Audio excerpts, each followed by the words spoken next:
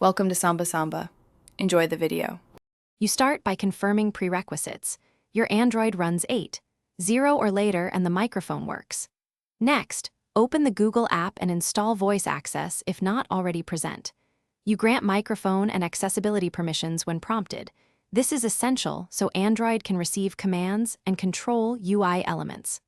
Once done, enable the hot word or shortcut in voice access settings so you can trigger control hands-free. Make sure to sign into your Google account to sync preferences and commands across devices.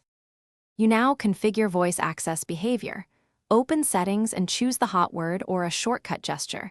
This determines how you trigger control. Then customize the command set.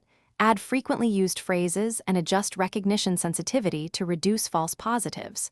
Once configured, run the voice training flow. Read varied phrases in a quiet environment so the model learns your speech. After training, verify core commands like open settings and scroll down to confirm reliability before moving on to daily use. You finish by testing real tasks.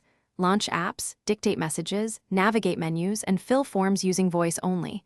Practice the exact phrases that work best. If recognition is inconsistent, adjust microphone sensitivity or try a wired headset mic to reduce ambient noise. Once stable, enable auto start options so voice access is always ready. If things go wrong, reset the voice model, retrain with fresh samples, and toggle the accessibility service off and on. That usually resolves persistent failures.